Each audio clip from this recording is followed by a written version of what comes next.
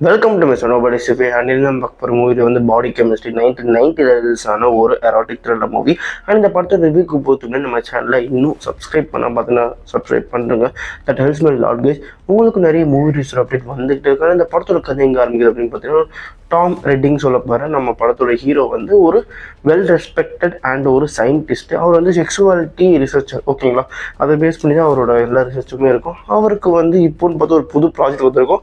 அந்த ப்ராஜெக்டோட கன்சல்டர் வந்து ஒரு விமன் கிளாரி ஆர்ச்சர்னு சொல்லிட்டு அவங்களும் இதே மாதிரி செக்ஸுவாலிட்டி பற்றி அந்த அக்ரெஷன், அதுக்கப்புறம் அந்த செக்ஸ் இதை பற்றி தான் அவங்க வந்து ரிசர்ச் பண்ணுறாங்க.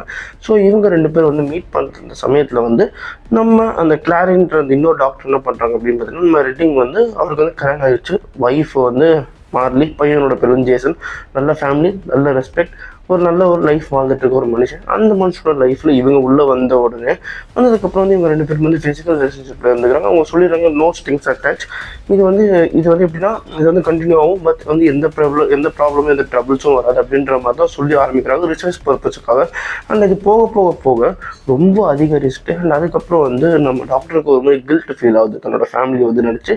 அண்ட் அதுக்கப்புறம் வந்து இதை வேணான்னு சொல்லிட்டு ஒதுக்க ஆரம்பிக்கிற அந்த சமயத்தில் அவங்க வந்து இன்னொரு ஃபேஸ் வந்து காட்ட ஆரம்பிக்கிறாங்க. அந்த கிளாரன்ற இன்னொரு டாக்டர் அவங்க அந்த விமன் என்ன பண்ணுறாங்க அப்படின்னு பார்த்தீங்கன்னா, இவங்க ஒன்றா இருந்த மாதிரி அந்த செக்ஸ் டேப்பை வந்து வீட்டுக்கு பார்சல் அனுப்புறது, அதுக்கப்புறம் குப்பையை வந்து பார்சல் பண்ணி வீட்டுக்கு அனுப்புறது, இந்த மாதிரி நிறைய விஷயங்கள் பண்ணுற சமயத்தில் இந்த விஷயங்கள் எல்லாமே முத்தி போய் ஒரு பெரிய பிரச்சனை போய் முடியுது.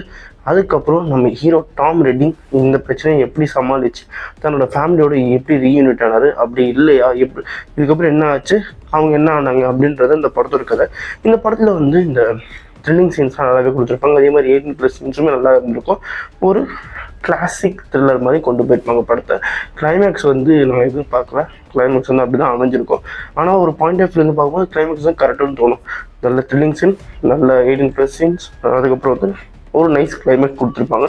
கண்டிப்பாக ஒரு 18+ லவர்ஸ் அண்ட் த்ரில்லர்ஸ்க்கு வந்து இது ஒரு நல்ல படமாக இருக்கும். அதனாலே இந்த படத்துக்கு நான் $3 தருவேன். அண்ட் இதே மாதிரி மூவி ரிவ்யூ பார்க்குறோம் நம்ம சேனலில் சப்ஸ்கிரைப் பண்ணுறேங்க. நான் நம்ம நோபடி இன்னொரு ரிவ்யூ சந்திக்கிறேன். Bye, have a great day guys.